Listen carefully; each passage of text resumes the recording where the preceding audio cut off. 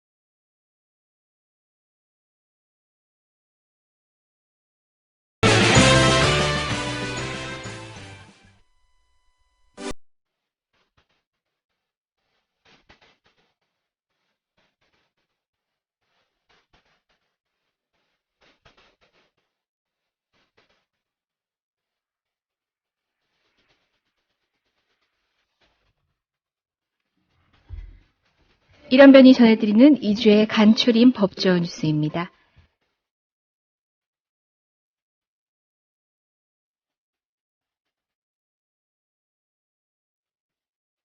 세월호 참사 당일 사고 해역에 가장 먼저 도착해 승객들에게 탈출하라고 방송했다는 목포 해경 123정의 정장의 주장은 거짓말인 것으로 검찰 조사에서 드러났습니다. 검찰은 정장 김모 씨가 해경의 과실을 덮기 위해 부하 직원을 시켜 일지를 허위로 기재토록 한 것으로 의심하고 있습니다.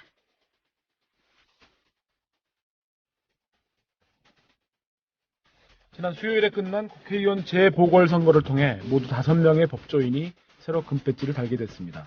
김재식, 나경원, 김용남, 정미경, 권은희 당선자가 그 주인공인데요.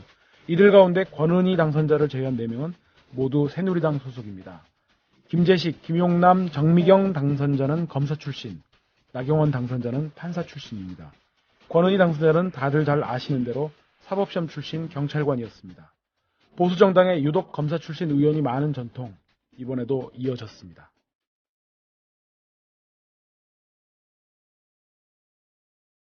이른바 철폐화 비리 의혹을 수사 중인 서울중앙지검 특수 1부가 철도 관련 업체로부터 거액의 금품을 받은 혐의로 새누리당 조현용 의원을 고소한 내 조사할 방침이라고 밝혔습니다.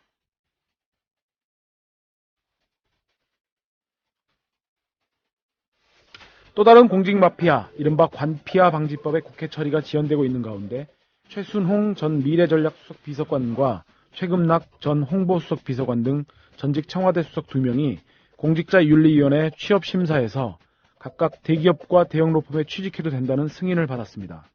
공직사회 마피아 문화를 척결하겠다는 박근혜 대통령의 말이 앞뒤가 안 맞는 결정이어서 논란이 일고 있습니다. 이상 이런 변이 전해드리는 2주의 간추린 법조 뉴스였습니다.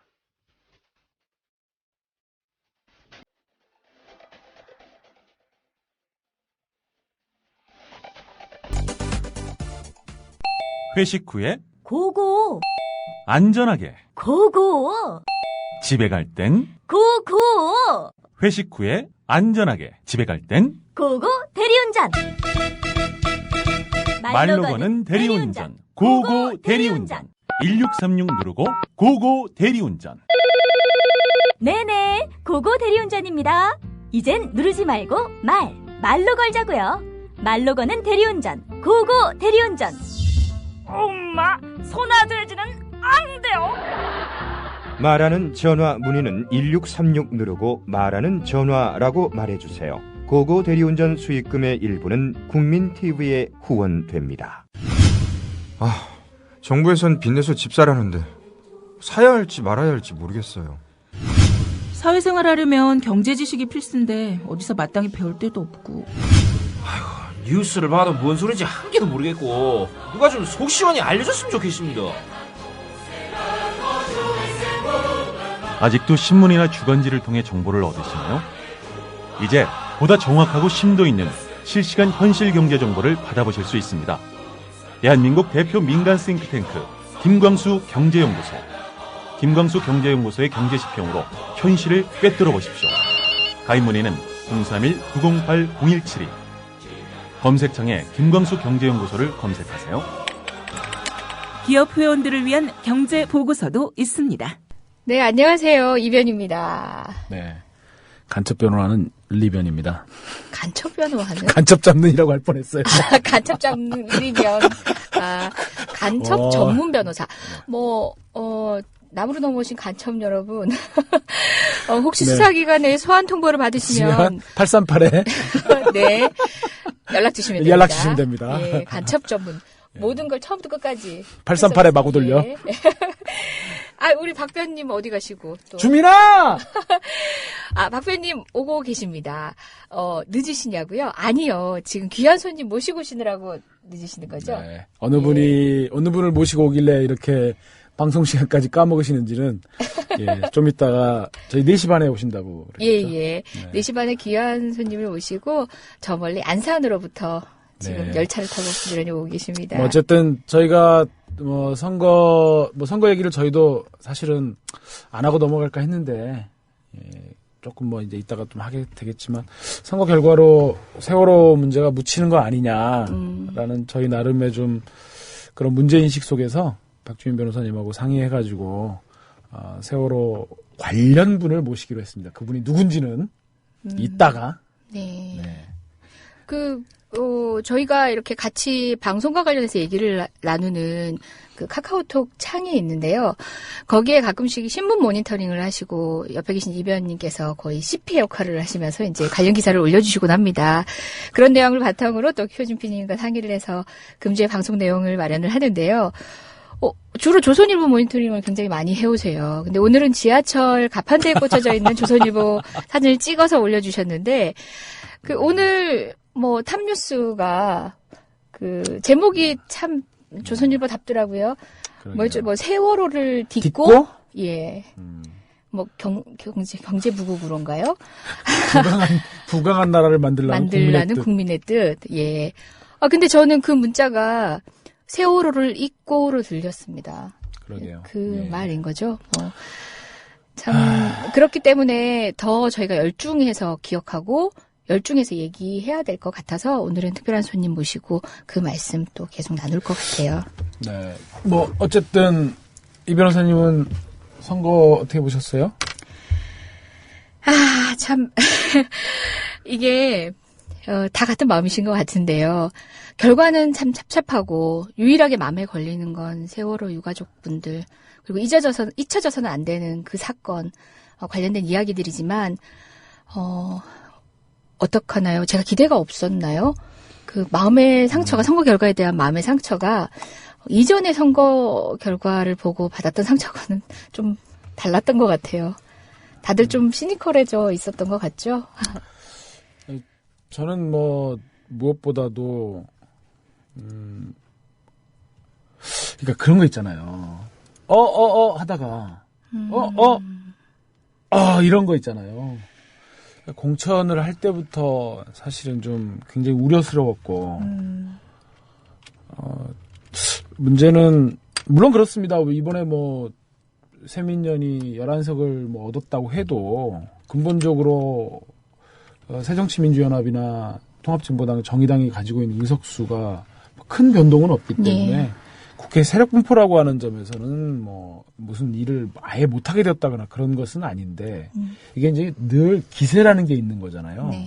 흐름이라는 게 있고 그런 점에서 특히 지금 세월호 관련 이제 특별법을 새정치민주연합이 좀 발의를 해놓고 거기서 교착 국면이 이루어지고 있는 상황이기 때문에 이 선거 결과가 더군다나 미니 총선이라고 불렸던 이 선거 결과가 그 세월호 특별법에 좀 직접적인 영향을 주겠다 싶어서 제발 잘해야 될 텐데 하는 생각이 있었던 거죠. 근데 이토록 특히 순천에서까지도 물론 우리가 지역 감정에 따라서 새정치민주연합을 아성이라고 불리우는 게 꼭 바람직한 것은 아니겠지만 그런 순천에서조차도 새누리당 특히 박근혜 대통령의 복심이라고 불리는 이정현 후보가 당선이 되고 또 동작을 해서마저도 야권연대를 이뤄낸 동작을 해서마저도 그렇게 간발의 차이긴 합니다만은 패배한 것을 보고서 참 굉장히 실망스러웠던 거죠. 또 그런 점에서 제가 여기 나와서 민주당 혹은 새정치연합, 민주연합 욕을 좀 많이 해대가지고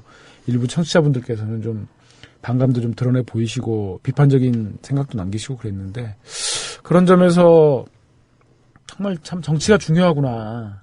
정치라고 하는 게 이렇게 사람을 죽이기도 하고 살리기도 하는구나라는 그런 점이 들어서 특히나 좀 굉장히 쇼크를 좀 많이 받았죠. 예. 예. 즉 한편으로는 뭐 새정연에 대한 국민들의 갑갑함이 또 표심으로 드러났다고 보고 그것에 대해서 뭐 통쾌하다는 표현을 쓰시는 분들도 SNS는 봤습니다. 근데 이 국민의 대의기관 국회의원 한석 한석이 어떤 의미가 있고 또 국회에서 어떤 힘을 발휘하는지를 너무 잘 알고 있기 때문에 결과는 정말 너무 안타깝고 아쉽습니다. 그 마음은 다르지 않을 것 같아요. 뭐 선거 구민이셨던 건 아니죠? 예. 선거. 네. 투표를 할 일은 없었습니다만은. 예. 이번에 저희 간추린 뉴스에서 전해드렸다시피 그 5명이나 법조인 출신이에요. 특히 또 뭐 유독 검사 출신 많은 당이 또 그 전통을 이어가고 있긴 한데 뭐 이런 것들은 어떻게 보세요? 우리 자랑스러운 법조 선배님들이 국회에 진출하셔서 뿌듯하신지요, 이광철 변호사님? 두두두두두. 그건 뭔가요? 무슨 반응인가요? 해주고 싶다는 거죠. 두두두두두. 예. 아니 근데 저는 좀 법조인들이 국회의원 많이 되는 게 이게 물론 맥락은 있죠. 옛날에 뭐 공부 잘하면 다 법대 보내고 뭐 이과생들 의대 보내고 뭐 이런 게 또 우리 사회 특유의 오래된 관습이기도 하니까 그 자체를 생뚱맞다고 말씀드리기는 좀 어려운데 이 사람들이 가가지고 보여준 모습들 보면은 국회의원 뭐하러 되는지 모르겠어요. 그렇죠. 법조인이 법 기술자가 아니라 법 전문가잖아요. 어쨌든 우리나라 헌법부터 시작해서 체계적으로 배웠고 법 기술자로서가 아니라 법 이론이 어떻게 구현돼야 되고 그 합의를 위해서 얼마나 많은 희생이 있는지를 배워왔던 사람인데 그게 제대로 구현이 되도록 성실하게 이제 국회에서 활동을 하셨더라면은 이런 말씀 안 드리죠. 뭐 전문가일 수 있으니까 이제 그런 부분을 다른 또는 이제 비전문가 분들에게 뭐 알려드리기도 하고 견인하면서 자신의 역할을 했을 텐데 그게 아니라 그야말로 배지 달기 좋아하던 분, 그러니까 변호사 배지 달기 좋아하던 분, 법복 읽기 좋아하던 분 그런 분들이 가서 또 다른 배지로 갈아탄 게 아닌가 느낌이 들 정도로 그런 전문성을 구현하지 못하다 보니까 이런 국민들의 이런 눈초리를 받는 것 같아요. 사실 이제 그 직역별로 보면은 아마도 기자 출신하고 법조인 출신이 아마 국회의원으로 유입되는 그 경로가 가장 많을 겁니다. 아마 통계 같은 걸 제가 확인해 보지는 않았습니다만은. 근데 뭐 제가 언론 쪽은 잘 모르겠고 법조인들이 들어가가지고 뭔가 국민들의 인권과 우리 법에서 배운 대로 헌법이라든지 이런 법에서 배운 대로 국민의 인권을 고양시키고 나라의 어떤 민주적인 틀을 가다듬는데 뭐 기여했다고 볼만한 법조인 출신 정치인이 딱 떠오르는 사람은 물론 많이 계시죠. 많이 계시지만 뭐 물론 이제 노무현 전 대통령은 이제 법조인 출신으로 대통령도 되셨습니다만은 현실 정치에서 좀 많이 좌절하신 부분도 있고 또 법조인 출신 중에서 딱히 이렇게 떠오른 분이 없어요. 특히 이제 반대적으로 가면 이회창 전 대법관 같은 분은 오히려 한나라당의 제왕적 총재로 있으면서 김대중 정부, 노무현 정부의 뒷다리 잡는데 너무 열중하셨고 대법관 재직 시절에는 국가보안법에 대해서 소수 의견을 낼 정도로 비판적이셨던 분이 본인이 국가보안법에 한자도 고칠 수 없다는 그런 굉장히 좀 이념적인 모습을 보였던 걸 생각해 보면 저는 그런 생각이 좀 드는 거죠. 이게 전 두 가지를 좀 말씀드리고 싶습니다. 우선은 이게 이분들이 헌법 공부를 좀 잘 안 하셨던 게 아닌가. 헌법에서 배운 대로 우리 헌법이 쓰여진 대로 이렇게 좀 하셨더라면 좋았을 텐데 이분들이 헌법 공부를 안 하셨거나 혹은 헌법 공부를 과거에 유신헌법을 가지고 공부를 하시다 보니까 그렇잖아요. 철진한 법자들 대부분들이 다 유신 때 고시 공부하시거나 50헌법 갖고 고시 공부하신 분들이거든요. 그러네요. 그러다 보니까 그러네요. 그런 좀 독재적인 헌법, 사실은 우리가 이제 명목적 헌법이라고 그러잖아요. 장식적인 모양만 헌법이지 사실은 국민의 인권을 무시하고 짓밟는 그런 헌법 속에서 공부를 하시다 보니까 그런 생각들이 머릿속에 깊이 박혀서 그러신 게 아닌가 하는 게 첫 번째 생각이 들고 두 번째는 우리 현 정사의 이런 좀 뭔가 왜곡된 이런 것들하고 무관하지 않다라는 생각이 듭니다. 그러니까 사실 우리가 배우는 헌법은 이제 서구에서 자생적으로 자기의 힘으로 근대로 이행한 사실 유럽 혹은 미국이라든지 이런 문명국가의 헌법들을 개수하고 있는 거잖아요. 근데 그 나라는 그 나라의 힘으로 봉건주의에서 근대로 이행을 했고 그래서 봉건의 잔재들을 털어내고 근대 혁명, 시민혁명을 쟁취한 나라들이란 말이에요. 경험을 통해서. 그렇죠? 프랑스라든지 미국이라든지 뭐 영국조차도 물론 이제 거긴 좀 대륙의 그런 혁명하고 좀 다른 궤를 밟았지만 근데 우리는 이제 그것들을 일본을 거쳐갖고 사실 이식받은 다른 나라의 경험들을 우리의 것으로 가져다가 활자만 바꿔가지고 번역만 해서 쓰고 있다 보니까 우리 헌정사에서 그런 좀 뭔가 우리가 승리하는 민주주의가 승리하고 국민이 승리하는 그러한 경험들이 최근에 유월항쟁 정도로 좀 짧단 말이죠. 근데 대부분 지금 특히 새누리당에 가 있는 법률가 집단들은 이미 유월항쟁 이전에 기득권 집단에 기생했던 진짜 법 기술자들.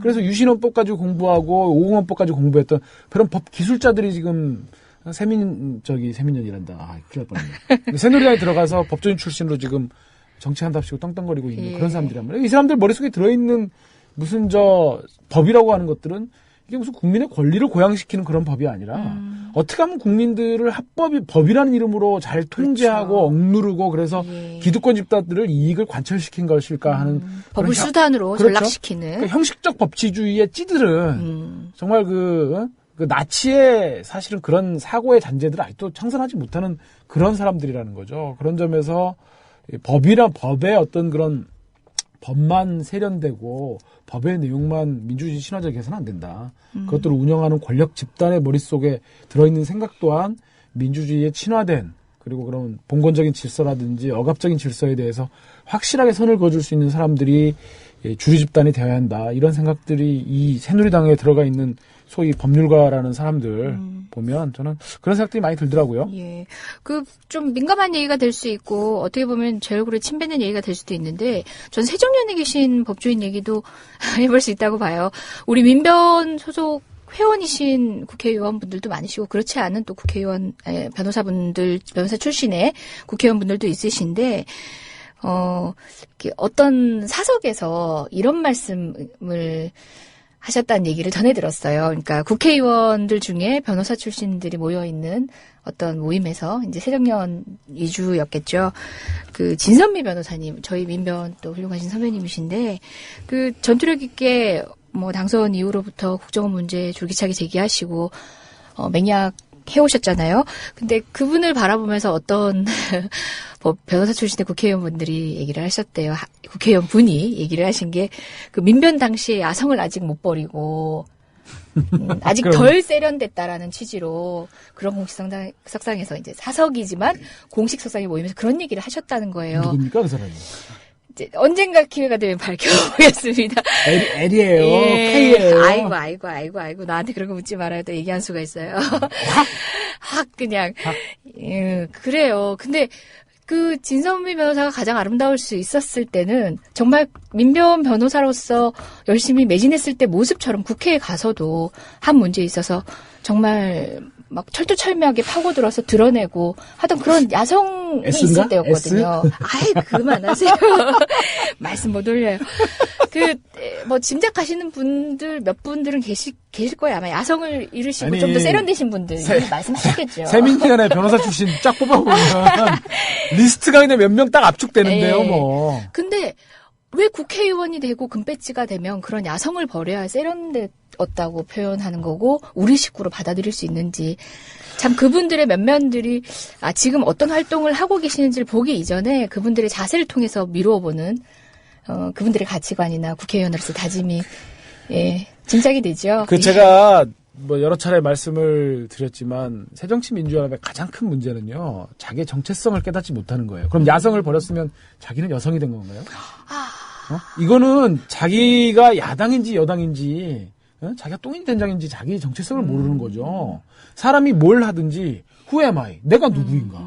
누군지를 알아야 나의 정체성을 중심으로 세상을 파악하고 거기서 나의 목표와 그 목표에 이르는 경로들을 갖고 투쟁을 해나갈 수 있는 건데 거듭 말씀드리지만 정치에서는 문제를 제기하는 집단과 또 그 문제를 받아안고 해결하는 집단들의 역할이 분담이 되어야 됩니다. 그 문제를 풀어가는 과정이 폭력적이라거나 굉장히 소모적이라거나 그래서 안 되는 그런 것들을 지향해 나가는 것들이 정치 선진화고 어떤 문명국가의 정치인 것이지 문제를 제기하는 근본 집단이 자기의 정체성을 잃어버리는 것 자체가 그래서 자기네가 마치 무슨 문제를 해결해야 되는 항상 중간에서 세상을 바라봐야 된다는 식으로 보는 게 그것이 새정치가 아닌 거죠. 지금 새정치민주연합이 왜 이 모양 있다고의 헌정치가 되어버려갖고 이렇게 있다고로 지금 대표가 퇴진하고 대선주자급 정치인이 정계를 은퇴하게 된 저는 가장 큰 출발점이 지 정체성을 지가 모르는 거죠. 지가 마치 무슨 국정을 수행해 나가는 여당 집단인 것처럼 혹해가지고 그런 조선일보류에 계속되어지는 그런 프레임에 말린 거죠.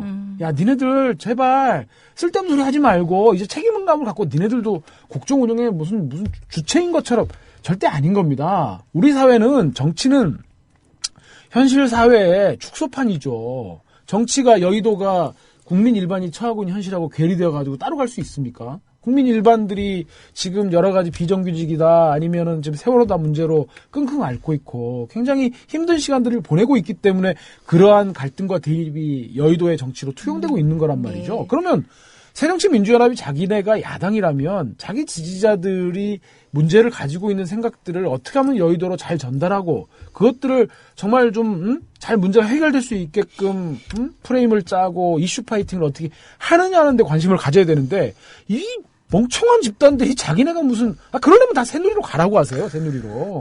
국회의원 하고 싶어하는 사람 많습니다. 야, 우리 유광철 변호사님 새정년 얘기만 나오면 제가 말을 끊을 수가 없답니다.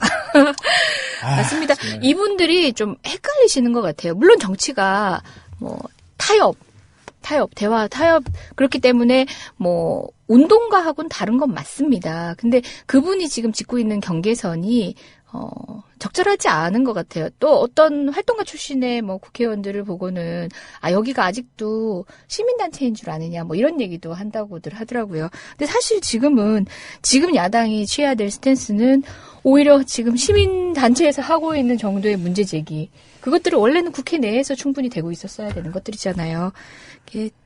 이광철 변호사님 뭐 1000% 동감한다는 댓글도 있으시고 네. 또 이광철 변호사님의 이런 이야기가 왜 다소 과하지 않나라고 또 생각하시는 분도 있으신 것 같아요. 분도 계시더라고요. 그런데 그게 잘 들어보세요. 굉장히 애정이 깃들어 있기 때문에 가능한 얘기입니다. 애정은. 이분이 또 민변인데 그 민주사회를 위한 변호사 모임 회원일 뿐만 아니라 민변 다른 민변이에요. 그러니까 민주당 변호사 또 민주당 세민령 관련된 사건도 또 많이 하고 계세요. 응원하고 거기 수입료가 너무 짜요. 응원하고 지지하시기 때문에 조력하고 계시기 때문에 이런 쓴소리도 기꺼이 하실 수 있는 겁니다. 감정을 떠나서 제가 한국 사회에 참 기울어진 운동장 얘기들을 많이 하시잖아요. 보면 한국 사회가 근본적으로 이 공정성의 이 명제를 쌈싸먹은 그런 사회가 된 데는 저는 어쨌든 식민과 그리고 분단에 이은 전쟁 그리고 그 전쟁이 또 더욱더 공고화시킨 이 분단 체제가 가장 큰 원인이라고 생각을 합니다. 그런 속에서 민주주의 사회라면 가장 튼튼한 중추 세력이 돼야 될 자유주의를 갖고 있는 이 세력이 너무 미약하거나 그 자유주의를 나름의 자기의 그런 세계관을 갖고 있는 사람들이 너무 유약하고 기회주의적인 집단으로 변질되어 버린 거예요. 그러니까 서구 같은 경우에는 자유주의라고 했을 때 예를 들어 나치즘 같은 데서 가장 선봉에서 갖고 나치즘을 방어하고 그렇죠. 그런 정치적 집단이 자유주의 세력이잖아요. 예. 또 그리고 그런 자유주의 세력이 나름의 그런 어떤 큰 역할을 해서 또 공산주의라고 하는 어떤 그런 세력들이 또 서구에서는 좀 퇴조를 했다고 볼 수도 있는 것이고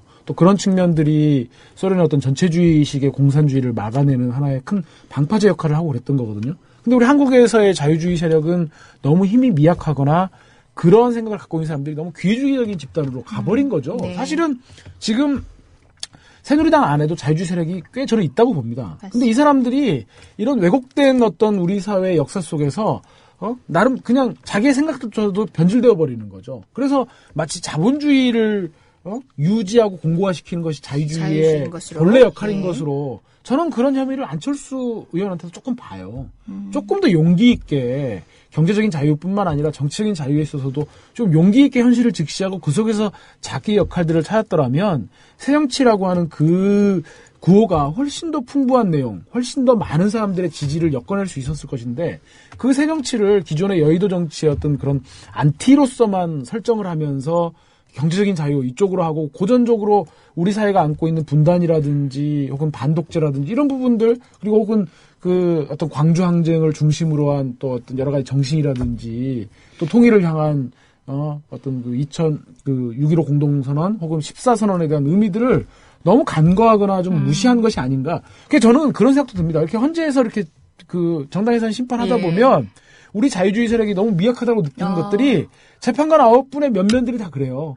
어떤 분들은 평생 이런 사법관료 집단으로 살아오신 분도 계시지만 어떤 분들은 우리 사회 나름의 어떤 그런 민주적인 질서들에 좀 관심을 가지신 분들도 계시잖아요. 근데 이분들이 헌재 안에서 나름대로 이렇게 가만히 보면 너무 그 새가 미약한 거죠. 그리고 그분들이 좀 사실은 좀 용기도 좀 부족하신 것 같고 그러다 보니까 정작 기본권을 수여해야 될 헌재가 기존의 어떤 그런 여러 가지 부조리한 질서들을 수호하는 그러한 기관으로 전락하는 것은 아닌가.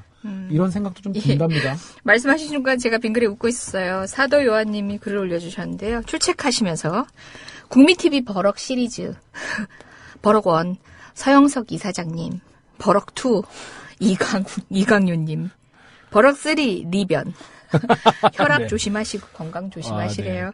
뭐 버럭 4도 있네요. 안진걸? 안진걸님. 네. 보다 다소 과하셨답니다. 근데 여기 기울어진 운동장을 뽀미나퍼님이 보내주셨는데, 야, 실제로 이게 존재하는 운동장은 아니겠죠? 설마 진짜 궁금해서 부르신 건 아니겠죠? 네. 근데 이렇게 보니까, 이렇게 보니까 참 기울어진 운동장이 심각하네요. 정말 우리가 느끼고 있는 이 사회의 기울어짐하고 이 절묘하죠. 그 운동장에서 허걱대며 뛰고 있다는 생각을 해보니까 절묘하게 들어맞는 것 같습니다.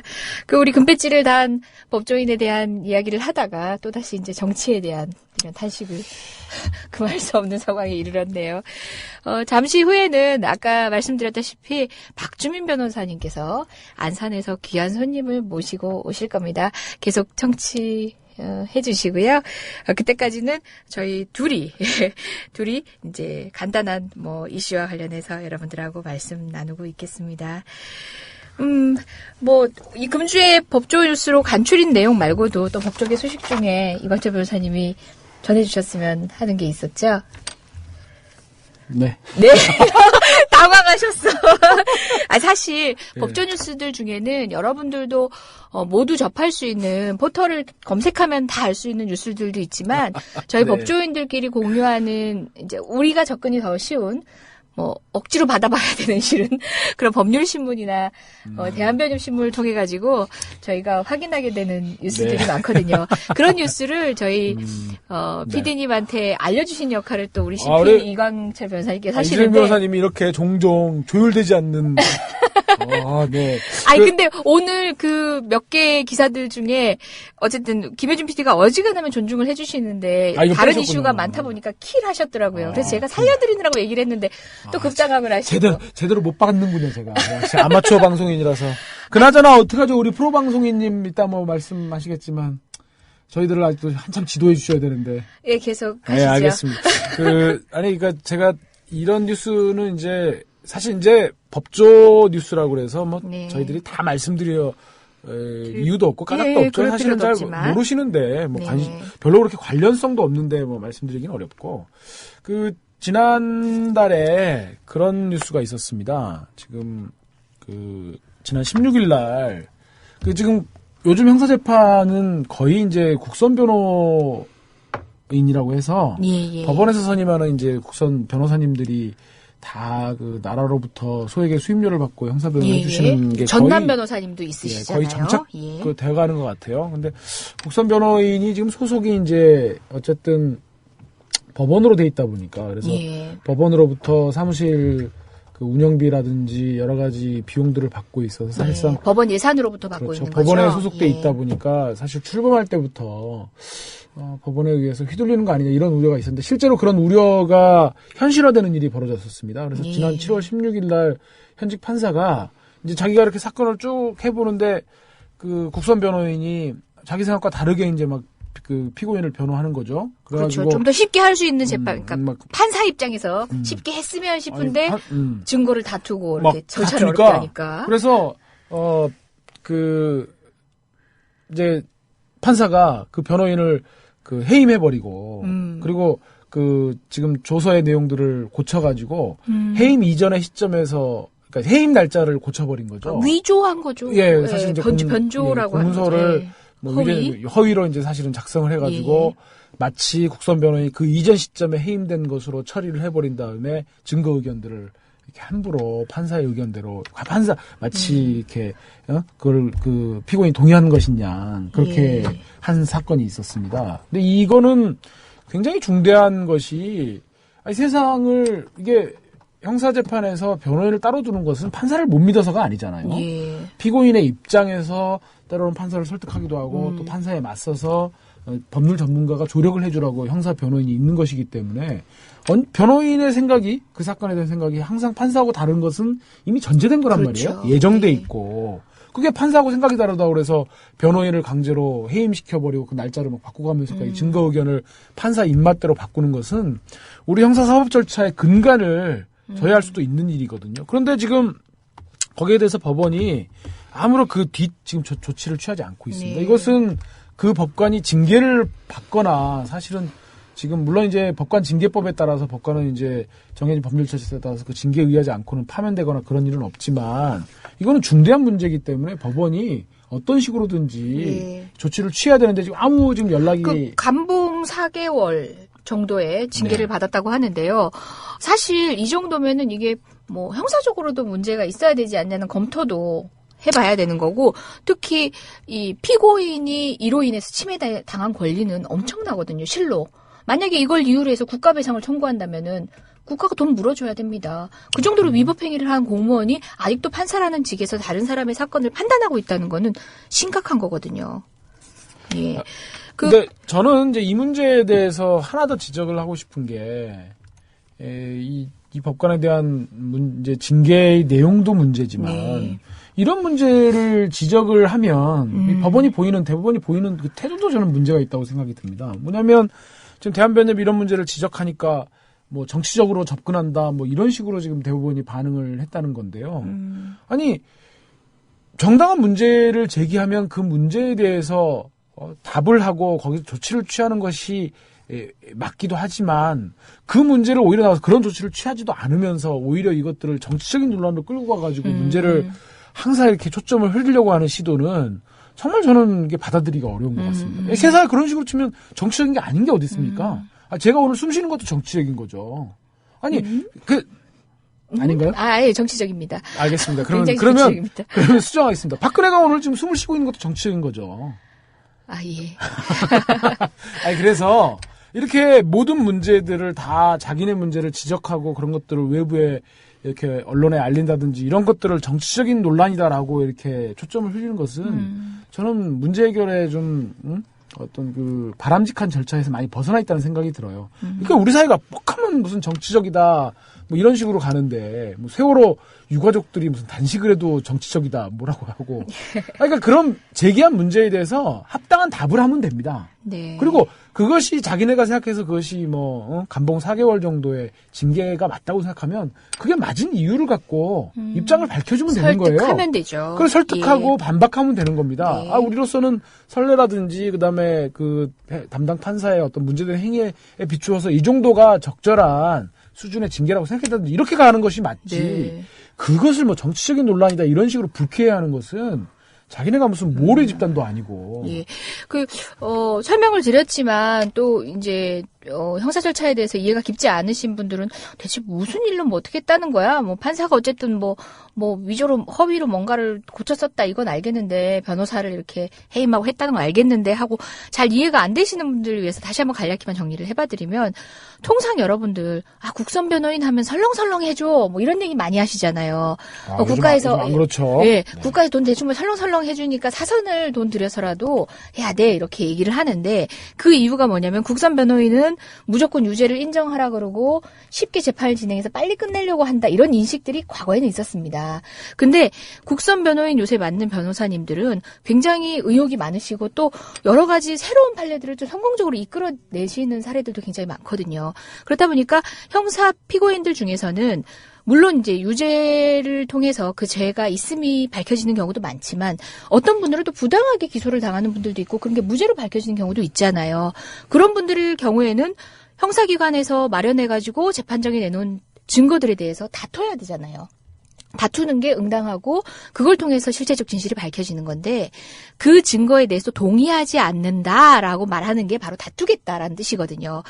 국선 변호인이 피고인하고 상담을 해봤더니 이 피고인은 다투고 있고 그 증거 난 동의할 수 없습니다라고 해서 판사한테 얘기를 한 거죠. 이 증거는 우리는 부동의하겠습니다. 뭐 판사의 판단에 대해서 얘기를 한 게 아니라 검사가 제출한 증거에 대해서 나는 부동의한다 이렇게 얘기를 한 거죠. 얘기를 했는데 판사는 쉽게 가고 싶었던 거야. 그죠? 또는 유죄의 예단이 있었거나 내가 쭉 봤더니 진짜야 뭐 이런 예단을 가졌으니까 그렇게 했겠죠. 아니 부동의한다는 건 말이야 동의하라라고 강요를 하다가 결국은 거기에 의견 충돌이 있자. 뭐 둘이 의견 충돌하고 말고가 아니라 변호사가 부동의하면 그에 따라 그러니까 절차를 진행을 하면 되는데 결국은 취소를 한 거죠. 국선 변호인 선정 취소를 한 건데 이게 아이러니한 거죠. 변호인은 통상 보면은 의뢰인이 변호사 해주세요 해가지고 의뢰가 되는 건데 이 국선 변호인 같은 경우는 그 담당 판사가 그러니까 절차의 주도권을 쥐고 있는 판사가 선임 결정을 하고 또 취소 결정까지 할 수 있는 권한이 주어져 있던 거죠. 그래서 그 절차에 있어서 자기 맘대로 변호인을 취소하고 또 관련된 절차에 이미 부동의를 했던 거는 유효하게 남아 있어야 되는데 그것과 관련해서도 자기 의사대로 부동의한 게 아니라 동의하고 넘어가게 하려고 날짜 기록을 소급을 해가지고 그걸 동의한 걸로 만들었다는 거죠. 예. 이런 상황이니까 여러분들이 뭐 다른 건 다 몰라도 이 자체만으로도 부당한데 하는 느낌 드실 거예요. 그런 판사님께서 이제 감봉 4개월 정도로 그러니까 법원에서는 그분의 잘못은 감봉 4개월이다. 그리고 더 이상의 답변은 우리 법조에도 그리고 또 피해를 입은 여러 국민들에게도 더 이상의 변명은 하지 않고 있는 상태인 거죠. 법원이 이제 예전에 보면 그 자기 조직에 대한 비판에 굉장히 민감하고 그리고 굉장히 불성실합니다. 그 답변하는 걸 보면. 그러니까 바깥에서 법원을 비판하는 것도 그렇고요.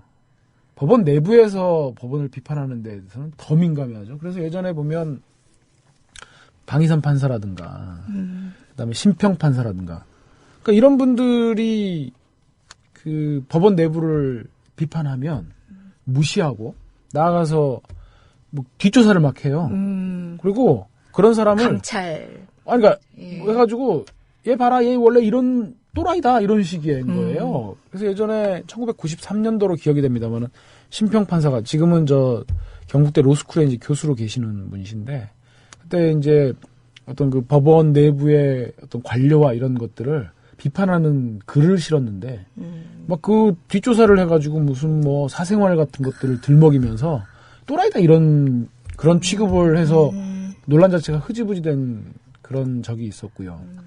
또 예전에 방희선 판사라고 이분은 이분이 이제 목포지원에선가 판사를 하실 때 영장실심사를 했는데 석방 결정을 했는데 그러니까 영장 기각 결정을 했는데 나중에 보니까 그 변호사 하시는 분한테 얘기를 들은 거예요. 피의자가 아직도 석방이 안 되고 있다. 그래서 방희선 판사가 당황스럽잖아요. 예. 그래서 야 판사가 영장 기각을 했는데도 아직도 풀어주지 않은 데에 대해서는 바로 풀어줘야 되는 거잖아요. 뭔가 내가 모르는 사정이 있겠다 싶어서 이분이 담당 경찰한테 전화를 했어요. 그 담당 경찰이 자꾸 대답도 안 하면서 막 빼드라는 거예요. 그래서 이상하다. 계속 근데 담당 경찰한테 전화를 했더니 연락도 막 전화도 이제 안 받고 그런데 갑자기 그 지원장이 불러가지고 방판사 이제 그만하지 뭐 이런 식으로 됐다는 거예요. 그래서 어느 선까지 개입돼 있던 거예요? 네, 방해선 판사는 이제 그런 거죠. 아니 저는 정말 무슨 경찰을 제가 불러다가 혼내려고 그런 게 아니라 무슨 사정이 있어서 판사가 영장 기각 결정을 했는데도 풀어주지 않아서 그 사정을 물어보고 싶었던 거다. 그때 그만하지 해가지고 그 일이 있다가 얼마 있다가 이제 판사들도 경향교류의 원칙이 있잖아요. 예. 이제 지방에서 근무하면 또 서울로 올라가시고 서울경 고향향 경향. 알겠습니다. 뭐 그런 식으로 저를 또 그래서 근데 이분이 어느 날 갑자기 경주 지원으로 발령이 나가지고 그 경주 지원 발령에 대해서 이번에 이분이 이제 행정 소송으로 다툰 거예요. 납득할 수 없는 좌천격인 그렇죠. 거죠. 일단 그 인사처분 자체는 이제 일종 행정처분이기 때문에 그랬더니 갑자기 이제 막 얘기들이 들려온다는 거죠. 어떻게 감히 원장님을 상대로 그런 소송을 제기할 수 있느냐 하는 그래가지고 결국은 이제 그때 이분도 결국 법원에서 옷을 이제 퇴직하고 나오셨던 거죠. 그 예전에 또 그리고 서기호 의원 되시기 전에 그 재임용 절차에 대해서 비판을 해도 다 모르세요. 그러니까 저는 법원이 민주주의를 지키는 최후의 보루다 이렇게 스스로의 정체성을 정하고 있다면 자기 조직의 운영도 투명하고 민주적이어야 되는 거잖아요. 비판에 좀 겸허하고 또 그리고 부당한 비판에 대해서는 자부심을 갖고 거기서 국민에게 설명을 하면 그렇지 않습니까? 국가기관을 지켜주는 최후의 궁극적인 원동력은 국민에게 있는 거지. 자기네들이 무슨 언론 플레이 잘해갖고 자기네 기관이 지켜지는 게 아니잖아요. 그렇죠. 오직 국민만 바라보고 뚜벅뚜벅 진짜 예전에 대법원장님도 말씀하셨지만 국민을 섬기겠다는 자세로 이런 문제들에 대해서 좀 대처를 해줬으면 좋겠다. 이런 생각이 좀 듭니다. 예. 법원, 법원보다 더한 검찰도 있어서 때로는 법원이 중간 자리는 가요. 중간 자리는 가고 있지만, 국민의 권리를 지키고 있는 최후의 보루로서 참 부끄러운 면면들이 많습니다. 사실 저는 이제 판사든 검사든 이제 그런 얘기 많이 하잖아요. 법조 3윤이라고 해서 우리가 협조 관계에 있는 것처럼 판, 검사, 변호사. 그러니까 법조 3윤. 이거요. 저희 사법시험 합격하고 사법연수원에 처음 들어가면은 법조 윤리에 나와요. 우리가 법조 3윤, 그러니까 3바퀴 우리가 법조를 운영하고 있다. 이걸 가르치는데, 물론 각 직역이 이제 법조계 각 역할을 한다는 건 알겠지만, 법조 3윤이라고 하면서 강요하고 있는 그 무언의 연결고리가 굉장히 저는 불편했었어요. 김광석님의 노래가 생각나는군요. 또 무슨 얘기 하시려고요? 이 정도만 하겠습니다. 세 바퀴로 예. 그러면서 우리는 정말 이제 형제다 막 이런 느낌이 들게끔 끈끈한 동지애로 만들어주더라고요. 더 웃기는 게 뭔지 아십니까? 판사들은요. 법조 3윤 하면 코웃음 칩니다. 3윤이 어딨냐. 니들이 무슨 우리랑 바퀴를 그냥 1윤이지. 아마도 거의 모든 판사들이 그런 생각을 갖고 있을 겁니다. 검찰하고 자기네가 판사라고 하는 그 직역 자체가 동급으로 취급되는 거에 대해서 모든 판사들이 이 내심에 거부감을 다 갖고 있습니다. 예, 맞습니다. 그리고 맞습니다. 사실은 그런 것들이 연수원에서 혹은 지금 이제 로스쿨 시생들 같은 경우는 어떻게 이제 법관이나 검찰로 임용되는지는 모르겠습니다. 우리 연수원에서 거의 대부분 거의 예외 없이 성적순으로 판사하고 검찰이 좀 갈리잖아요. 그런 편이죠. 그런 것들이 다 저는 다 관계가 있다고 생각을 하고요.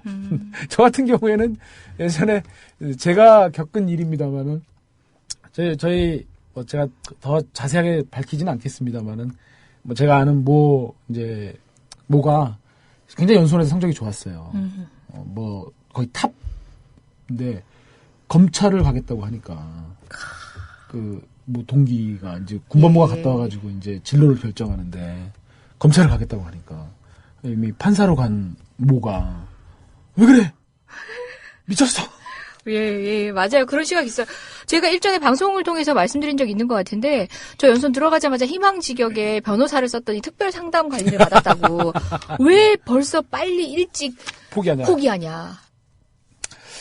그래서, 그러니까 저는, 자기 직역에 대한 자부심 좋습니다. 그런 것들이 우리 법원에, 뭐라 그럴까요?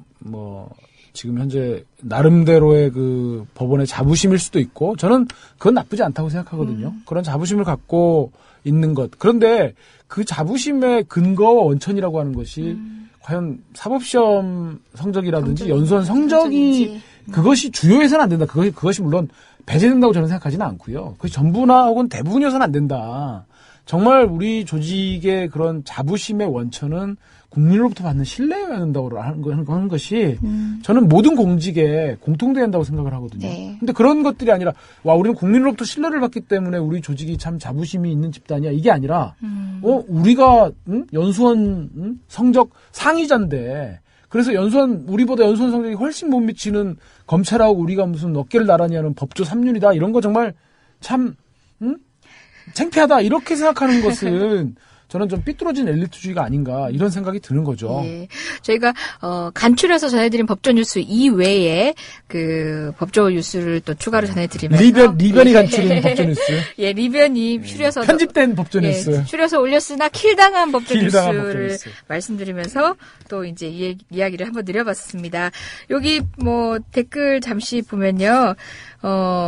이광철 변호사님 칭찬이신지 저에 대한 디스신지 이변도 리변처럼 수시로 버락하시면 지금보다 훨씬 강팬이 되어드릴 수 있을 텐데 라고 달구지님이 올려주셨어요. 버럭과 관련해서는 제가 지금 여기서 이렇게 청아하고 단아하고 이렇게 고운 목소리로 말씀드리고 있지만 저는 저기 앞에 있으면 물불 가리지 않습니다. 그 이광철 변호사님 저거 없는 데서 버럭하시죠. 저는 전선이 있으면 물러서지 않습니다. 저도 꽤나 버럭하는데 현장에서 뵙시다. 네. 그리고 나도 그러면 요 정도의 강팬. 그럼 지금 리변님의 강팬이시라는 거죠, 달구지님은. 그러신가요? 네, 고맙습니다. 현장에서는 저도 더한 버럭쟁인데 이분 없는 데서 저는 있는 데서 차이가 있으니까 그 가치의 평가는 다시 해주시기 바랍니다. 또 이광철 변호사님 뭐 줌이나 빨리 와라고 한 번 더 불러주시기 바라나요? 박주인 변호사님, 저희가 예정 시간은 4시 반으로 말씀드렸는데 모시고 오시는 길에 시간이 좀 더 지체되고 있는 것 같아요. 그래서 아마 기다리시면서 한 번 더 줌이나 하고 불러주십사 했던 것 같아요. 오늘 생방이에요 라고 물어주신 분도 있는데요. 예, 생방입니다. 그래서 저희가 댓글도 읽어드리고 있는데요. 네, 그렇습니다. 생방일 때는 확실히 뭐라 그러죠? 그러니까 호흡이 전달, 저희가 재방송을 듣진 않지만 이제 받아들이시는 분들을 보면 호흡 전달, 교감이 훨씬 더 되고 있는 것 같아요. 댓글을 통해서라기보다는 이 동시간에 이렇게 그렇죠. 있다는 자체가 확실히 생동감을 더 불러일으키는 것 같아요. 네, 예. 그렇죠. 뭘 보라고 또 방송 후기를. 아유, 예, 알겠습니다. 이변님 버럭하시면 서류 던지고 때리실지도 모른다고 하셨는데요. 보셨나요? 보셨나요? 서류를 찍기는 하죠. 찍기는 그것도 다시 한번. 이것도 제가 뭔가 마무리를 하려고 하면은. 저는 이제 말씀을 하실 수 있는 계기를 드리는 거죠. 어떤 멘트를 던져주시는데 그 얘기에 설명이 굉장히 많이 필요한 경우가 많아요. 그래서 방송에 적절치 않은 멘트를 가끔 날려주시는데 지금은 잠시, 제가 말씀드릴 기회가 있겠네. 시간이 되겠네요. 제가 그 서류와 관련된 사건, 사고가 한 번 있었습니다. 여러분, 제가 2008년 촛불 때 2번 유치장 경험이 있었다는 얘기를 방송을 통해서 한 적이 있는데요. 그 중에 한 번입니다. 아마 여기 지금 열심히 오고 계시는 우리 박변님. 오셨나요? 우리 박변님의 부인 되시는 분과 함께 유치장에 갇혀있던 시절입니다. 인권침해 감시 활동을 갔다가 두 사람이 유치장에 같이 갔었는데 우리는 이제 묵비권을 행사하고 있었죠. 예, 묵비권을 행사하고 있었는데 저희 입장에서는 잡혀왔던 상황 자체가 불법이기 때문에 우리의 신원을 확보하지 않고라도 풀어달라고 항의를 하고 있던 시점이었는데 피의자 신문조서를 막 꾸미는 거예요. 그러더니 뉴스에 보니까 이재정 변호사와 강영구 변호사가 연행됐다 뭐 이런 식으로 나오니까 이재정 변호사 추정자님 막 이러면서 깐죽대시면서 우리 수사관님들께 수사를 시작하시는 거예요. 피의자 신문조서를 막 작성하시는데 저는 뭐 묵비하고 있는 상황이었고 피의자 신문조사 자체에 응하지도 않았습니다. 근데 거기에 보면 자기 나름대로 질문을 하더니 저의 행위 태양을 적는 거예요. 뭐 인정하나요? 이러더니 고개를 숙인다. 아니 남들이 문맥상으로 보면은 제가 잘못을 인정하고 고개 숙이는 것 같잖아요. 뭐뭐뭐 한가요? 이랬더니 전화기를 든다. 뭐라든지, 그러니까 자기를 무시하는 듯한 뉘앙스의 반응을 글로 적어놓고, 그래서 제가 이런 건 내가 용납할 수 없다. 이거 다시 적어달라. 삭제를 해달라고 얘기하고 새롭게 출력하기로 하고 구호본은 찍기로 했습니다. 그래서 찍기로 했는데 제가 찢으려는 순간 그걸 두라는 거예요. 그래서 내가 왜 그러냐, 이걸 그대로 쓸 참이냐. 그러면 실랑이를 벌였던 적이 있는데 시간이 지나고 제가 위법한 체포에 대해서 이의제기를 해야 될 시점인데 소환 통보가 온 거예요. 공용서류 무효죄. 자범 같지 않아요? 아니, 집시법 위반도 아니고. 그래서 저 실은 1심 재판을 통해서 유죄가 선고가 되고 항소심에 이르러서 무죄가 선고가 됐어요. 결과적으로는 무죄가 됐지만 이제 확정이 되고 난 뒤에 하는 얘기인데, 그냥 이명박 정권 당시에 연행돼서 그냥 피의자 신문조서 화끈하게 찢은 걸로 그냥 역사사실로 기록해도 좀 멋있어 보이지 않나요? 네, 멋있습니다. 근데 가끔씩 이렇게 이광철 변호사님이 아닙니다. 무슨 말씀이에요? 그 이야기를 서류를 찢는다는 동 이렇게 해서 이런 얘기를 구구절절히 하게끔 만들어 주시네요. 이렇게 말씀 나누는 동안 우리 박 변님이 오셨네요. 기현선님 모시고 저희 기현선님 모시기 위해서 자리 좀 닦아볼까요? 네, 잠시 후에 다시 뵙겠습니다.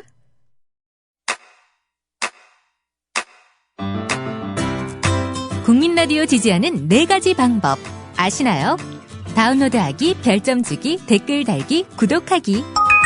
국민 라디오를 보다 많은 이들에게 전할 수 있는 가장 손쉬운 방법. 다운로드하기, 별점 주기, 댓글 달기, 구독하기. 잊지 마세요. 다운로드하기, 별점 주기, 댓글 달기, 구독하기.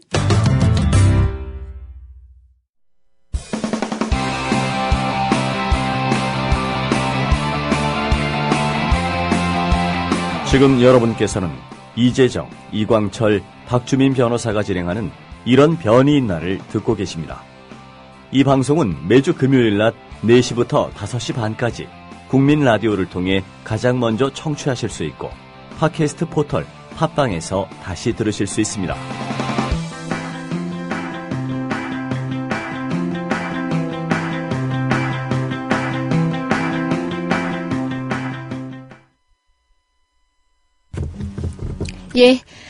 이런 변이 있나, 이변, 리변, 그리고 박변이 함께하는 이런 변이 있나 2부 시작하겠습니다. 기다리고 기다리시던 박변, 주민이 박변. 지금 함께와 계시고요. 기현소님 모셔오셨는데요. 네. 박주민 변호사님, 오랜만입니다. 예. 죄송하게도 참 오랜만에 뵙습니다. 예. 그리고 저희가 1부에서 말씀드렸지만 오늘 저희가 특히 이제 세월호 관련해서 저희가 좀 어렵게 모셨습니다. 박주민 변호사님하고 안산에서 오시느라고 좀 시간이 좀 걸리셨는데, 우리 박보나 씨, 양이라고. 님? 예. 네. 인사 한번 주시죠. 네.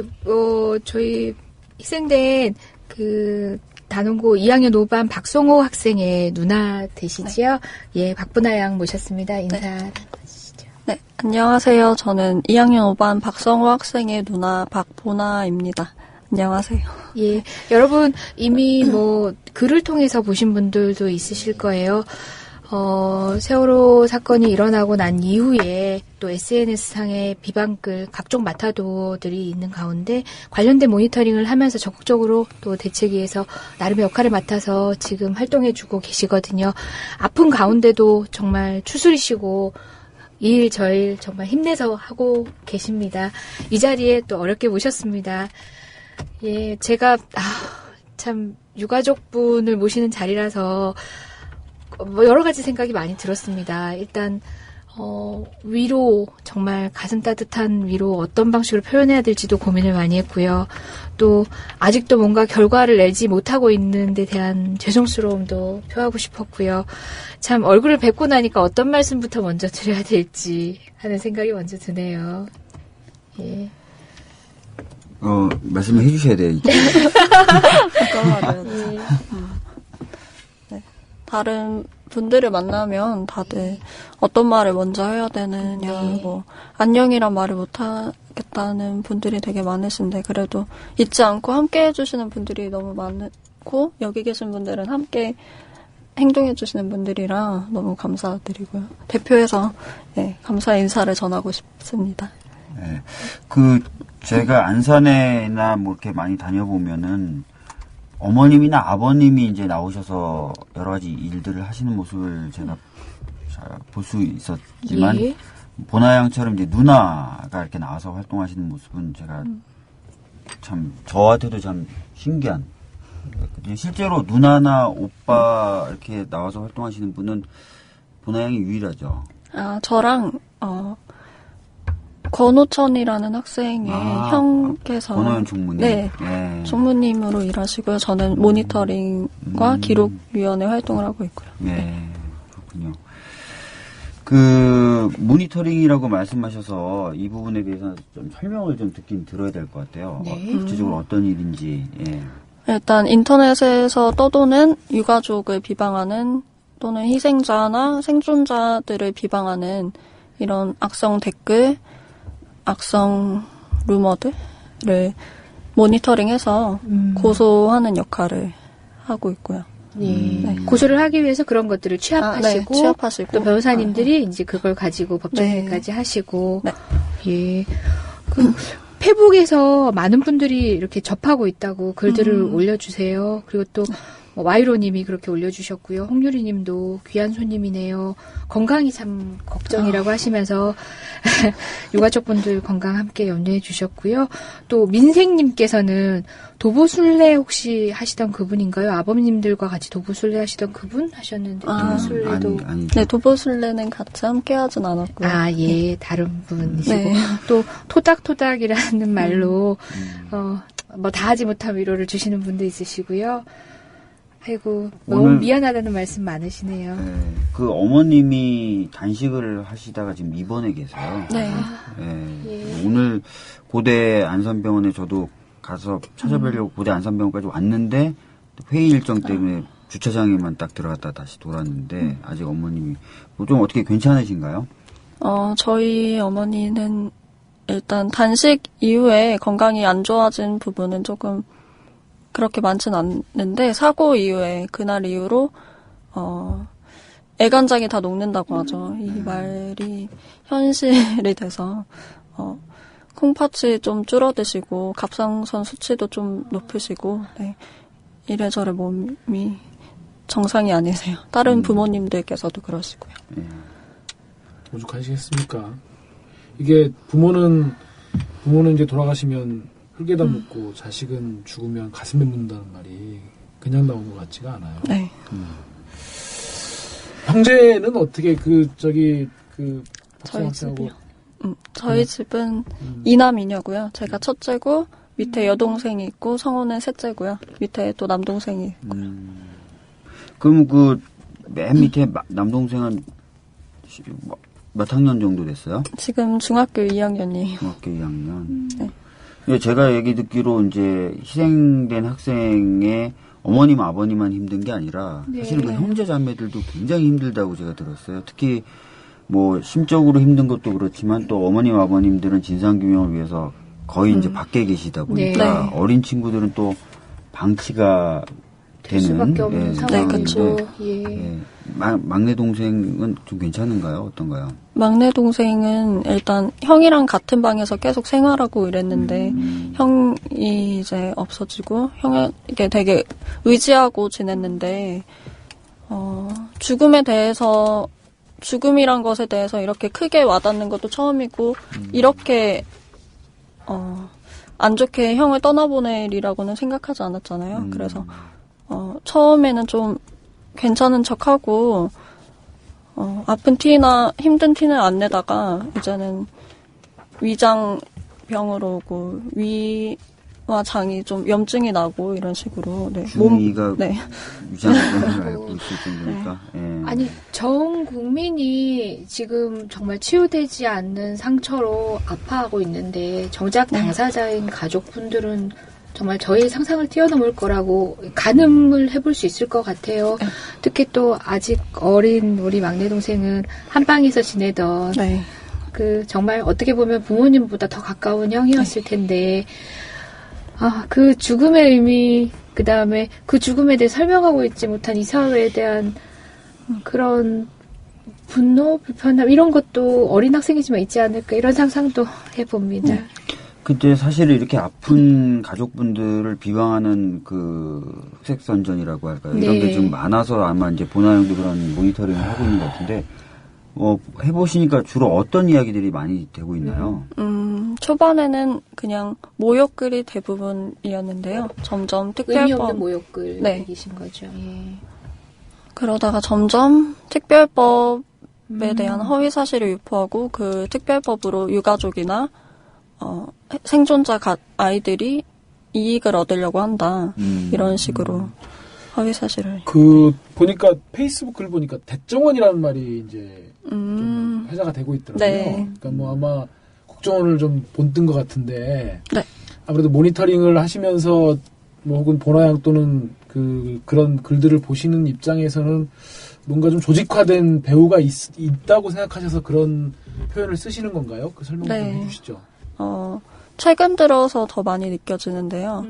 일단은 고소를 지금 한 몇십 건 정도 했어요. 근데 그 고소를 대부분 10대, 20대가 그런 비방글을 썼다고 생각하시잖아요. 그런데 거의 대부분 연령층이 40, 50대, 50대 뭐 40, 50대는 어떻게 확인하셨어요? 피고소인 인적사항이 아마 인터넷 인적사항은 알 수 없는데 일단 제가 그 수사팀에 여쭤봤더니 수사 결과 드러난 그냥 대부분 연령층이 어떠냐고 여쭤봤더니 그렇다고 말씀을 하시더라고요. 그리고 일반적으로는 한심하군요. 부모님들 같이 함께 옆에서 있다 보면 대부분 인터넷이나 이런 거를 되게 잘 활용하시는 분이 드무신데 40, 50대 특히 50대 분들이 그렇죠. 그렇다는 그런 얘기도 있더라고요. 지난번에 왜 문화일보가 그 유가족을 폄하하는 이제 내용의 그 광고를 실었는데 그 광고주가 노출이 안 돼서 광고주가 없이 광고를 했죠. 그게 뭐 좀 그 광고를 모종의 무슨 모 정당이나 모 기관에서 배우에서 조정한 거 아니냐, 그러니까 무슨 시민들 무슨 이름으로 그런 얘기도 있던데 혹시 거기에 대해서는 뭐 더 정확한 정보 같은 건 없나요? 그 문화일보 그런 추모 광고 추모를 빙자한 비방 광고에 대해서는? 그것에 대해서는 잘은 모르고요. 어버이 연합에서 폐지를 주어서 이렇게 활동을 하신다고 했는데 폐지를 주어서 또 어떤 광고를 내셨다고 들었어요. 그래서 인터넷에서도 폐지를 줍고 어떻게 이런 큰 일을 할 수 있느냐 그런 돈으로 되게 이야기가 많이 되고 있는 것만 봤어요. 그 특별법에 대해서는 구체적으로 어떤 말들이 좀 오고 가고 있나요? 대표적인 것들을 좀 소개해 주신다면. 일단 유가족들이 의사자 지정을 요구하고 있고 대학 특례 입학을 요구하고 있고 평생 지원에 대한 것들을 요구하고 있다. 이런 내용이 거의 주를 이루고요. 이게 유가족이 맞느냐, 벼슬이다, 자식 팔아서 시체 장사한다는 이야기도 있고, 이번에는 생존자 아이들에 대해서, 특례 입학권에 대해서 그런 이야기도 많고, 단원고 1, 3학년 아이들, 특히 3학년 아이들에 대해서, 그것과 같이 결합해서 모욕하는 그런 건도 있어요. 그런 말 들으면 어떤 느낌이세요? 부모님들은 어떤 반응이신가요? 부모님들께서 안 보셨으면 좋겠는데 저한테 댓글을 캡처해서 보내주실 때가 있으세요. 그러면은 제가 그런 비방글을 보면 부모님들께는 전하지 말라고 반 대표님이나 임원분들께서 이야기하시는데 그런 댓글을 찾아서 일일이 보시니까 얼마나 마음이 힘드시겠어요. 아마 제가 직접 경험하지는 않았지만 아마 그럴 땐 진짜 피가 거꾸로 솟는다는 말이 딱 맞는 것 같아요. 진짜 저희가 그냥 농담 삼아 뚜껑이 열린다 이런 표현들이 진짜 그럴 것 같아요. 더군다나 사실은 이제 저희 주변에도 보면 잘을 모르시는 분들이 이제 사실 새정치민주연합이 특별법 발의하면서 무슨 의사자 이런 용어들을 써가지고 사실 이제 거기서 문제 시발이 된 거잖아요. 네. 지금 사실은 유가족분들이나 관계자 어쨌든 희생자분들은 지금은 진실을 규명할 때지 무슨 보상 문제를 논할 때가 아니라고 분명히 말씀하셨는데 지금 새정치민주연합이 특별법 발의하면서 그 안에 의사자 어쩌고저쩌고 새정치민주연합은 뭐 잘하는 게 하나도 없어요. 멍청한 놈들이. 그러니까 사실 거기서 시발되어서 빌미를 줬다면 그게 빌미일 텐데 네. 그걸 가지고 유가족들이 무슨 시체 장사를 한다느냐 하면은 이게 좀 제대로 그런 사람들하고는 대화가 안 되는 거죠. 네. 근데 또 이런 말이 댓글뿐만 아니라 부모님들께서 전국에 서명운동을 하러 다니시거나 도보 행진하실 때도 그런 이야기를 하는 사람도 있고 해서 면전에다가 네. 그런 얘기를 하시는 분들도 있다고요. 네, 그래서 되게 많이 상처를 입으시고 네, 힘들어하셨던 걸로 알고 있어요. 그 보면 사실은 악성 댓글에 가장 큰 진원지는 새누리당이죠, 사실은. 네, 까놓고 얘기해서. 4월 23일인가? 그때부터 사고는 16일 날 났잖아요. 그때 어떤 좀 지위 높으신 분께서 시체 장사하느냐, 뭐 제2의 폭동을 대비해야 한다, 뭐 이런 식으로 글을 썼더라고요. 사실 그 당시에 시체 장사를 한다는 그런 발상을 하기조차 힘들잖아요, 국민들은. 아마 그 지만원이라는 사람이 시체 네네. 장사 어쩌고 했던 그 얘기는 이제 그 사람 입에서 나왔던 것 같고. 그래서 모든 그런 댓글들에서 공통적으로 볼 수 있는 이야기를 또 지위 높으신 어느 특정 당에서 또 많이 이야기를 하시는 거 보면. 제가 말씀드릴게요. 새누리당이라고. 네. 심재철 위원장이 카톡을 돌려서 한번 문제가 있었던 적이 네. 있고, 또 주호영이나 이런 당직자들이 교통사고에 계속 비유하기도 하고, 조원진 간사는 AI에 세월호 참사를 비유하기도 하고 해서 전체적으로 새누리당 쪽에서 그런 이야기들이 많이 나오고 있는 것은 사실입니다. 예. 그렇죠. 저는 그것도 한번 여쭤보고 싶었어요. 그러니까 지금 제가 제일 궁금했던 거는 사고 이후에도 제가 보기에는 놀라울 정도로 유가족분들이 평정심을 유지하셨거든요. 물론 뭐 국정조사라든지 이런 과정에서 뭐 또 때로는 좀 격한 반응도 보이셨지만 놀라울 정도로 절제력을 보이고 계시다. 그런 말도 안 되는 사고를 당하신 그런 입장에도 불구하고 직접 오셨으니까 참 면전에 이렇게 여쭤보기도 참 어떻게 평상심을 유지하십니까? 어떠신가 그런 부분에 대해서는 지금 전체적으로 어떤 정도의 심리적인 상태를 갖고 계시는지 그것도 한번 설명을 드리시면 청취자분들께 좀 도움이 될 것 같습니다. 일단 어떻게 분노하지 않을 수 있고 당연히 지금 대부분의 부모님들께서 고혈압이세요. 네. 그래서 건강상에도 많이 문제가 있고 거의 혈압약을 드시는 분들이 많으신데 그럼에도 불구하고 아직 팽목항에는 10명의 실종자, 혹시 더 있을지도 모르는 실종자들이 아직 나오지 않았고 그래서 혹시 불이익이 있지 않을까 하는 생각에도 좀 자제하시는 부분도 있고요. 또 댓글 같은 걸 보다 보면 우리를 빨갱이로 종북이다 뭐 이런 식으로 몰아가는 사람들이 있어요. 아예 안 산 사람들이 뭐 종북 그 동네다 이런 식으로 이야기를 하기도 하니까 그런 것들이 혹시 악용해서 우리가 진짜 원하는 진실 규명이 좀 장애가 되지 않을까 해서 모두 자제하시는 것 같아요. 예. 사실 정말 뭐 새정치연합을 비롯한 야당에서는 정말 정말 해결을 위한 것인지 이게 어떤 방식으로 이용이 되고 있는지에 대한 냉정한 판단을 못하고 있을 때조차 정말 유가족분들이 그 냉정한 입장을 견지하시면서 오히려 끌고 가시는 느낌 많이 받았거든요. 지금 말씀하시는 동안 또 댓글이 올라왔는데 김태흠 새누리당 의원은 국회 본청 앞에서 단식 농성 중인 세월호 참사 유가족을 노숙자에 비유를 하셨다네요. 노숙이 맞죠. 노숙하게 만들고 있는 맞다 거죠. 그러네요. 지난번에 저희 박주민 변호사님 보고 깜짝 놀랐잖아요. 이건 정말 노숙자인데 지금도 과히 뭐 지금은 그래도 많이 괜찮아요. 조금 괜찮아졌네요. 네, 그 모양이 그게 뭐냐. 그 모습이 노숙자 하는 것 같은 느낌이다. 이런 얘기를 집권 야당에서 어제 이제 정말 선거 승리했다고 이젠 막 대놓고 이런 막말을 하고 있는 것 같습니다. 어떻게 보면은 이렇게 아픔에 스스로 멈추실 힘도 없는 유가족분들이 아니라 우리가 나서야 되는 일인데 이렇게 의연하게 견디시면서 해주고 계셔서 너무 감사하고 또 거듭드리는 말씀이지만 너무 죄송할 따름이에요. 우리 그 박주민 변호사님하고는 계속 일하시면서 근데 서로 봤죠? 이제 얼굴은 자주 보는데 대화는 거의 못 나눴어요. 네, 너무 변호사님께서 대화를 바쁘셔가지고 말씀이 없으세요, 저? 그 혹시 고소장은 네. 그 우리 본화양이 쓰셨나요? 아니요, 고소장은 변호사님께 부탁을 박주민 변호사님 쓰셨나요? 아니요. 다 너무 언론 바쁘셔서. 대응 네. 변호사들 여러 사실 변호사님들이 제가 비밀 하나 말씀드리면 우리 박주민 변호사님은 이 저 사이버나 명예훼손죄를 폐지하자는 입장을 확고히 계시는 분입니다. 저는 명예훼손 형사처벌은 안 된다는 입장이고요. 지금도 그 입장에 변함이 없으신지. 예, 사실 그 입장에는 변함이 없습니다. 이게 늘 우리가 갖게 되는 아이러니한 상황인 것 같아요. 형사처벌을 해서는 안 되는데 그 권리를 남용하고 계신 분들은 이런 마타도어를 전파하고 계시는 이런 분들이시거든요.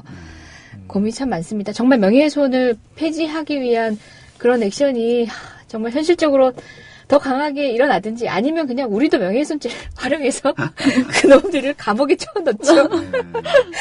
아니, 그런 말이 몇 번이나 나옵니다. 명예훼손죄 형 규정을 더 높여야 돼요. 최고 사형에 처해서. 인변이 정말 이 농담입니다, 상황을 이건. 맞닥뜨리고 이런 태도까지 바뀔 정도의 분노하지 않을 수 없는 일이었네요. 사실 명예훼손죄 폐지의 가장 큰 전제는 사람들이 서로 다른 생각들이 토론을 통해서 걸러지고 그것들이 설득된다라는 게 있는 거죠. 근데 지금처럼 이건 악마의 무리들입니다. 이런 댓글 남기는 사람들 보면. 그러니까 그런 전제가 사실은 무의미하게 된 거죠. 그 보나양 어제 어떻게 선거는 어떻게 보셨어요? 어제 선거는 안타까웠을 것 같은데. 네, 저는 약간 예상했던 바로 그랬던 것 같아요. 그래도 갈 길은 가야겠죠. 근데 가족분들은 선거 결과에 연연하지 않습니다. 오늘 광화문에 시민들 넘쳐나고 있고요. 많은 힘 여전히 가지고 계시고 또 열심히 또 회의도 하시고 그러시고 있어요. 멀리서 오셨는데 저희 2부 방송 굉장히 짧게 또 마무리할 시간이 다 돼가는데 우리 보나양 국민 여러분들께 그리고 여기 국민TV 청취자 여러분들께 부탁의 말씀, 당부의 말씀 마지막으로 말씀 좀 여쭐게요. 이제 휴가철이 다가오잖아요. 여기 집권당에서는 휴가가 지나고 나면 사람들이 세월호에 대해서 관심을 덜 갖게 될 거라고 이렇게 생각하시는 것 같아요. 근데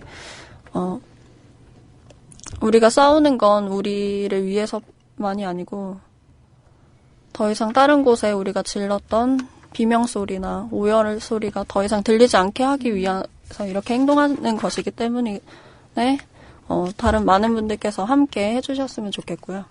언제였죠? 8월 2일부터 광화문 휴가가 있는데요. 광화문 휴가 보내기 꽤 괜찮은 곳을 바꿔놨습니다. 많이들 오시면 좋겠습니다. 보나양 말씀 정말 저희가 드려야 될 말씀인데 정말 의연하게 너무 잘 해주셨네요. 저희 다른 방식으로 각자의 역할들 하면서 도우겠습니다. 저희 이런 변이 있나는 오늘 여기서 마무리하고요. 여러분들 각자의 자리에서 우리가 세월호 유가족분들을 위해서 다시는 이런 일이 벌어지지 않게 해서 어떤 역할을 할 수 있을지 고민해보는 걸로 하죠. 여러분 오늘도 고맙습니다. 네, 고맙습니다. 감사합니다.